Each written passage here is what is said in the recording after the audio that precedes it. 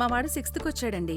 School మార్చాలి. ఎన్ని facilities ఉంటే ఏం లాభం? సబ్జెక్ట్లో అసలు స్టాండర్డ్సే లేనప్పుడు. మా అమ్మాయి స్కూల్లో అకాడమిక్స్ ఓకే అండి, కానీ అది తప్ప ఇంకేమీ లేదు. గ్రౌండ్ చాలా బాగుంది, కానీ వేరే యాక్టివిటీస్ చాలా వీక్. కంగారు పడకండి. రెసిడెన్స్ స్కూల్స్ తో మంచి చదువుతో పాటు all round development. Right age లో రైట్ ఫౌండేషన్ తో రెసిడెన్స్ స్కూల్స్ ఇప్పుడు హైదరాబాద్ అంతటా. పరాక్రమం వారి ఇంటి పేరు. మృత్యువుకు ఎదురు వెళ్లటమే వారి కర్తవ్యం. నిత్యం ప్రమాదాలతోనే వారి సయ్యాటలు. ఇప్పటికే మీకు అర్థమై ఉంటుంది మనం ఎవరి గురించి మాట్లాడుతున్నాము. ఇండియన్ ఆర్మీ శత్రువులు చొరబడటానికి వీల్లేకుండా దేశాన్ని అష్టదిగ్బంధనం చేసి సరిహద్దుల్లో నిత్యం మృత్యువుతో పోరాడుతూ ఉంటారు వారు. కానీ ఇండియన్ ఆర్మీ అంటే ఇప్పటి వరకు ఒక లెక్క, ఇక నుంచి మరో లెక్క అంటున్నారు ఉన్నతాధికారులు. ఎందుకు ఇలా అనాల్సి వస్తోంది? రండి చూసేద్దాం.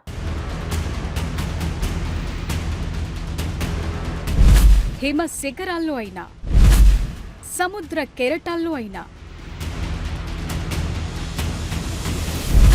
దట్టమైన దండకారణ్యంలో అయినా, తట్టుకోలేని వేడి ఉండే ఎడారుల్లో అయినా, ప్రాంతం ఏదైనా, పరిస్థితులు ఎలా ఉన్నా వారి కర్తవ్యం దేశరక్షణ. వారి రక్తంలో ఉండేది పోరాట తత్వమే. పరాక్రమానికి కేర్ ఆఫ్, త్యాగాలకు నిదర్శనం వారి జీవితం. ఇండియన్ ఆర్మీ అంటేనే ఓ తెలియని గౌరవం ప్రజల్లో ఉంటుంది. శత్రువులకు, సామాన్య ప్రజలకు మధ్య ఓ పెట్టని గోడ ఇండియన్ ఆర్మీ. ఎన్నో యుద్ధాలు చేసి మరెన్నో విజయాలు సాధించిన ఇండియన్ ఆర్మీ ఇప్పుడు ఓ సరికొత్త రూపంలో మన ముందు నిలిచింది. టెక్నాలజీని తన బలంగా మార్చుకుని రాకెట్ వేగంతో స్పందిస్తూ శత్రువుల వెన్నులో వణుకు పుట్టిస్తోంది ఇండియన్ ఆర్మీ. ఒక్క మాటలో చెప్పాలంటే తన స్వరూపాన్ని పూర్తిగా మార్చుకుంది. ట్రెడిషనల్ వార్ఫేర్ ను పక్కన పెట్టి అడ్వాన్స్డ్ టెక్నాలజీని అందిపుచ్చుకుంది ఇండియన్ ఆర్మీ. ఒకప్పుడు యుద్ధం చేయాలంటే చేతిలో ఒక తుపాకీ ఉండాలి, లేదంటే ఓ బోఫోర్స్ గన్నుండాలి. ఇలాంటి ఆయుధాలు ఎక్కువగా ఎవరి చేతిలో ఉంటే వారిదే విజయం అన్నట్టుగా ఉండేది. కానీ టైం మారింది, టెక్నాలజీ పెరిగింది. బేస్ నుంచి కదలకుండానే శత్రువులకు తీరని నష్టం మిగిల్చే టెక్నాలజీ వచ్చింది. డ్రోన్లు రణరంగంలో ఈక్వేషన్స్ ను మార్చేస్తున్నాయి. మరి ఇలాంటి టైంలో శత్రువు కంటే ఓ అడుగు ముందుండకపోతే తీరని నష్టం తప్పదు. అందుకే ఇండియన్ ఆర్మీ అప్డేట్ అయ్యింది. ఎప్పటికప్పుడు తన సాంకేతికతను అప్డేట్ చేసుకుంటూ వస్తోంది. దీనికి లేటెస్ట్ ఎగ్జాంపుల్ ఆపరేషన్ సింధూర్. పక్కా ప్లానింగ్, ఎగ్జిక్యూషన్ కు మాత్రమే కాదు, ప్రిసైజ్ అటాకింగ్, అప్డేటెడ్ టెక్నాలజీని ఎలా ఉపయోగించారనే దానికి best example operation Sindoor. Action కు ఆపోజిట్ రియాక్షన్ ఉంటుందనే న్యూటన్ థియరీని ఎవరు నిజం చేసినా చేయకపోయినా ఇండియన్ ఆర్మీ నిజం చేస్తోంది. ఎవరైనా మన జోలికి రానంత వరకు ఓకే, కానీ అలా కాదని కథన రంగంలో కాలు దువ్వితే మాత్రం సిట్యుయేషన్స్ ఎలా ఉంటాయనేది పాక్ ఆర్మీని అడిగితే తెలుస్తుంది. ఈట్ కా జవాబ్ పత్తర్ సే దేంగే అనే ధైర్యం మన ఇండియన్ ఆర్మీకి వచ్చింది మనం చేసుకున్న అప్డేట్స్ వల్లే. బ్రహ్మోస్ నుంచి అగ్ని 5 వరకు, ట్రెడిషనల్ గన్స్ నుంచి లేటెస్ట్ ఆటోమేటిక్ వెపన్స్ వరకు అప్డేట్స్ చేసుకుంటూ పోతోంది ఇండియన్ ఆర్మీ. ఒకప్పుడు ఇండియన్ ఆర్మీ దగ్గర weapons, missiles, navy defence system అంత స్ట్రాంగ్ కాదు. కేవలం సైన్యం ధైర్య సాహసాలు, త్యాగాలతోనే మనం ఎక్కువ సాధించాం. కానీ ఇప్పుడు అలా కాదు. ప్రస్తుతం డ్రోన్ వార్ఫేర్ అనేది లేటెస్ట్ ట్రెండ్. అందుకే ఇండియన్ ఆర్మీ ముందుగా వీటిపైన ఫోకస్ చేసింది. నేషన్ వైడ్ గా ఉన్న అన్ని బెటాలియన్లలో డ్రోన్ల ప్లాటూన్లను ఏర్పాటు చేస్తోంది. అంతేకాదు 850 లోయిటరింగ్ మ్యూనిషన్స్ అంటే సూసైడ్ డ్రోన్లను కొనుగోలు చేసే పని ఇప్పటికే ప్రారంభించింది. నిజానికి ఈ డ్రోన్లు ఆపరేషన్ సింధూర్ లో తమ పనితనమేంటో చాటి చెప్పాయి. పాకిస్తాన్ లోని బెహవల్పూర్ లోని జైషే మెహ్మద్, లష్కరే తోయిబా స్థావరమున్న మురిట్కేలపై ఈ డ్రోన్లను ప్రయోగించి సక్సెస్ అయింది. మనుషుల జోక్యం లేకుండా కేవలం టెక్నాలజీతోనే పాక్ ఉగ్ర సంస్థలను చావుదెబ్బతీశాయి ఈ డ్రోన్లు. అందుకే వీటిని మరిన్ని సమకూర్చుకుంటోంది ఇండియన్ ఆర్మీ. నిజానికి 2024 అనేది ఇండియన్ ఆర్మీలో ఓ స్పెషల్ ఇయర్. ఆర్మీ బెటాలియన్ల కంప్లీట్ ట్రాన్స్ఫర్మేషన్ అనేది అప్పటి నుంచే ప్రారంభమైంది. ఇండియన్ ఆర్మీలో అస్ని ప్లాటూన్లు, అస్ని కంబాట్ యూనిట్లు ఆ ఇయర్ లోనే ఎంట్రీ ఇచ్చాయి. ప్రతి బెటాలియన్ లో 20 నుంచి 25 మంది ప్రత్యేక శిక్షణ పొందిన సైనికులతో ఈ ప్లాటూన్ ను ఏర్పాటు చేశారు. వీరి ఆధీనంలో మొత్తం 10 డ్రోన్ సిస్టమ్స్ ఉంటాయి. వీటిలో 4 ఇంటెలిజెన్స్ సేకరణ కోసం కాగా 6 టార్గెట్లను నాశనం చేసే సూసైడ్ డ్రోన్లు. వీటి ద్వారా సైనికుల ప్రాణాలకు ముప్పు లేకుండా శత్రువుల స్థావరాలపై సర్జికల్ స్ట్రైక్స్ చేయటం ఈజీ అవుతుంది.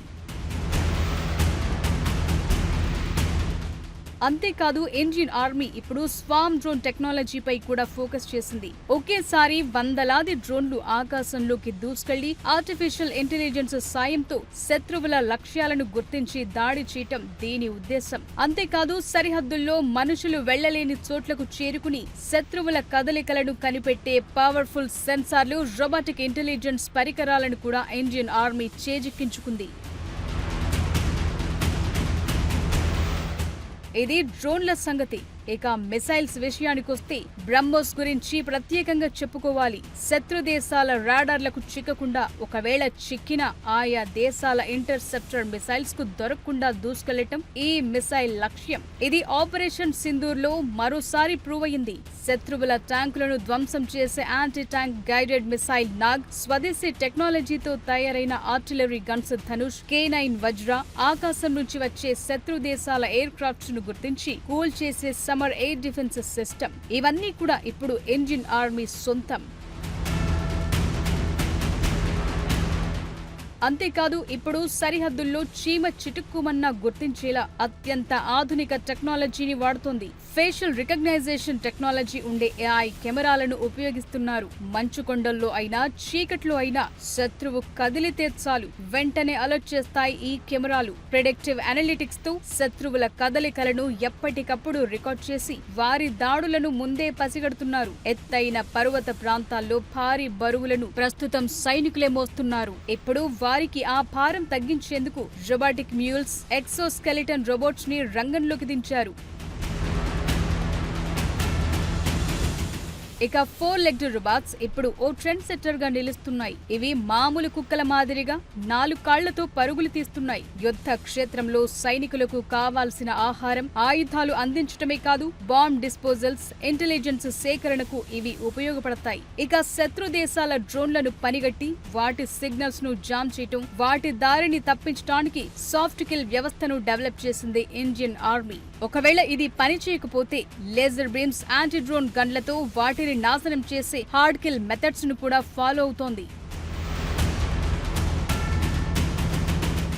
ఇక సేకరించిన డేటాను మొత్తం విశ్లేషించి హెడ్ క్వార్టర్స్ కు చేరవేసేలా నెట్వర్క్ సెంట్రిక్ వ్యవస్థను ఇండియన్ ఆర్మీ డెవలప్ చేసింది. అంటే ఒకవేళ ఒక డ్రోన్ ఒక దగ్గర రికార్డ్ చేసిన విజువల్స్ దాన్ని ఆపరేట్ చేసే వ్యక్తితో పాటు ఆర్మీ హెడ్ క్వార్టర్స్ కు ఒకేసారి చేరుతాయి. దీంతో డెసిషన్ మేకింగ్ అనేది చాలా ఈజీ అవుతుంది. ఇక ఇండియన్ ఆర్మీ సీక్రెట్ గా మరో విభాగాన్ని డెవలప్ చేస్తుందని తెలుస్తోంది. సైన్యం మధ్య జరిగే కమ్యూనికేషన్ ను ఎవరూ ట్యాప్ చేయకుండా క్వాంటమ్ క్రిప్టోగ్రఫీని వాడుతున్నారు.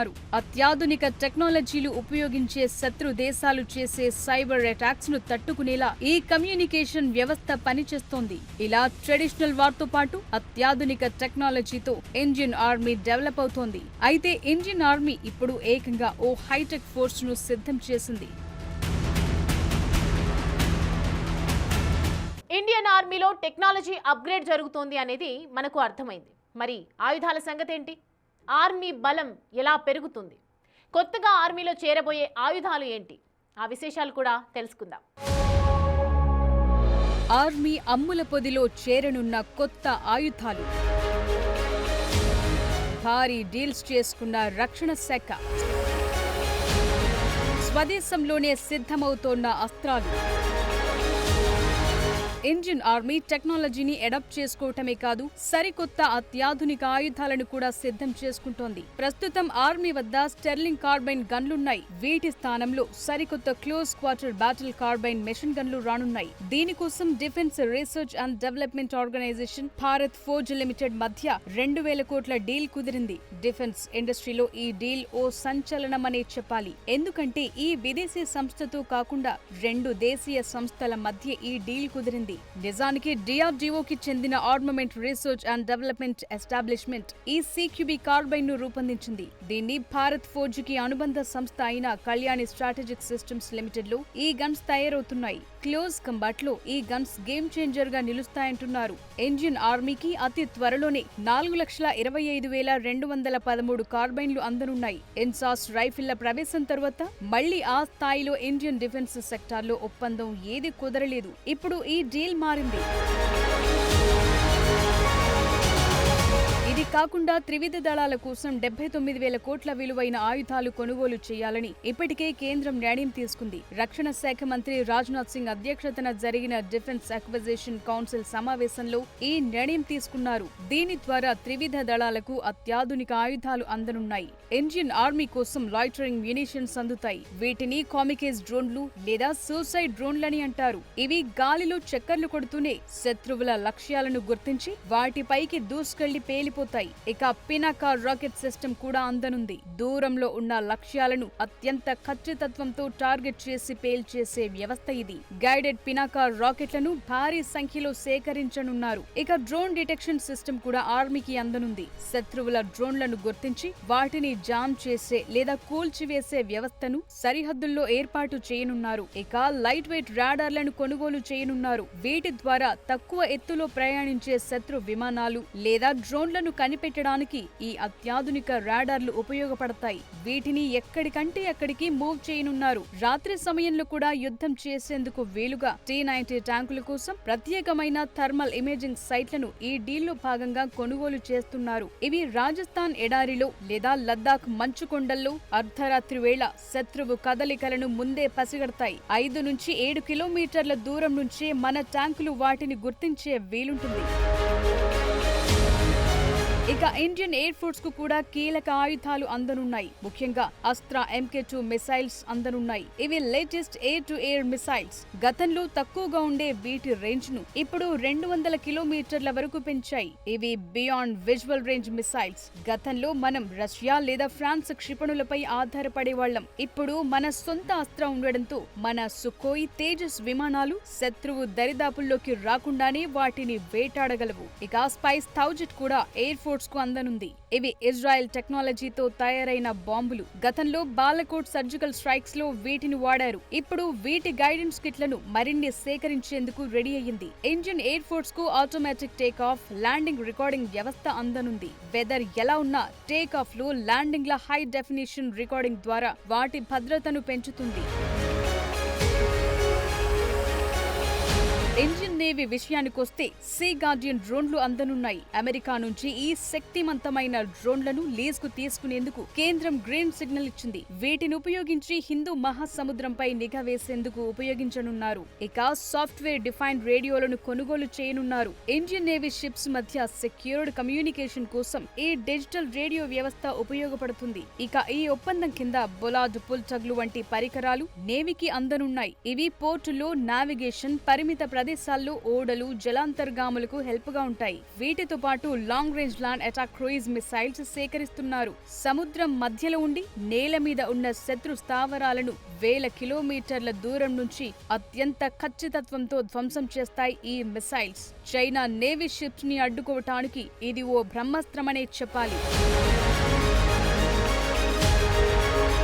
ఇవన్నీ కాకుండా సరిహద్దు ప్రాంతాల్లో రోడ్లు లేని చోట కూడా సైనికులు వేగంగా ప్రయాణించేందుకు వీలుగా సరికొత్త వాహనాలను కొనుగోలు చేయబోతున్నారు. అత్యంత వేగంగా బుల్లెట్ ప్రూఫ్ వాహనాలను ఆర్మీకి అందించనున్నారు. ల్యాండ్ మైన్ దాడుల నుంచి కూడా రక్షణ పొందేలా ఇవి ఉండనున్నాయి. సరికొత్త టెక్నాలజీ ఉంది. అంతకు మించిన ఆయుధాలు అందబోతున్నాయి. మరి వీటన్నింటినీ పక్కాగా ఉపయోగించే స్పెషల్ ఫోర్స్ మన వద్ద ఉందా? దీనిపై ఇండియన్ ఆర్మీ దృష్టి సారించిందా? భైరవ్, ఇప్పుడు ఈ పేరు ఓ ట్రెండింగ్. అవును, ఇది కామన్ పేరైతే కాదు, ఇండియన్ ఆర్మీ స్వరూపాన్ని మార్చేయనున్న పేరు ఇది. ఇంతకీ ఈ భైరవ్ ఎవరు అనే కదా మీ ప్రశ్న. ఇది ఒక్కరి పేరైతే కాదు, 1,00,000 మంది భైరవులు ఇప్పుడు కథన రంగంలో తమను కదిలిస్తే ఖతం చేసేందుకు సిద్ధంగా ఉన్నారు. శత్రువుల గుండెల్లో నిద్రపోయేందుకే సిద్ధమైన భైరవ్ అనే స్పెషల్ ఫోర్స్ను కథేంటో తెలుసుకుందాం.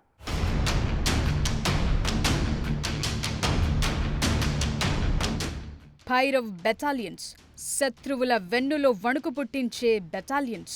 క్షణాల్లో రియాక్ట్ అవ్వటం, గుట్టు చప్పుడు కాకుండా సరిహద్దుల అవతలైనా ఇవతలైనా మెరుపు దాడులు చేసేందుకు రూపొందించిన సరికొత్త లైట్ కమాండో యూనిట్లు. ప్రస్తుతానికి 5 భైరవ్ బెటాలియన్లు అందుబాటులోకొచ్చాయి. ఇండియన్ ఆర్మీ వీటిని ఉత్తర, పశ్చిమ, తూర్పు కమాండ్లలో మోహరించింది. మరో 4 బెటాలియన్లకు వేగంగా శిక్షణ కొనసాగుతోంది. త్వరలోనే ఇవి కూడా అందుబాటులోకి రానున్నాయి.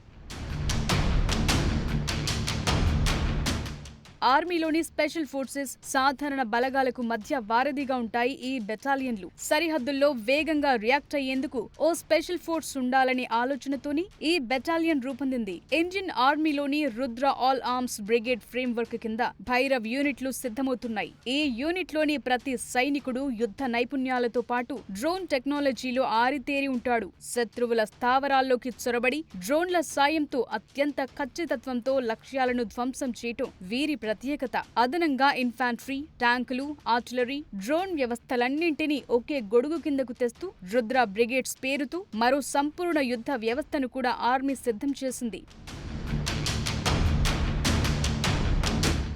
అఖండ్ ప్రహార్ పేరుతో ఇటీవల ఇండియన్ ఆర్మీ విన్యాసాలు చేపట్టింది. ఇందులోనే ఫస్ట్ టైం భైరవ్ బెటాలియన్ ను ఇంట్రడ్యూస్ చేసింది ఆర్మీ. ఇక ప్రపంచానికి తొలిసారి కనిపించేందుకు కూడా సిద్ధమైంది ఈ బెటాలియన్. గురువారం జరిగే ఆర్మీ డే పరేడ్ లో తొలిసారి కనిపించబోతోంది భైరవ్ బెటాలియన్.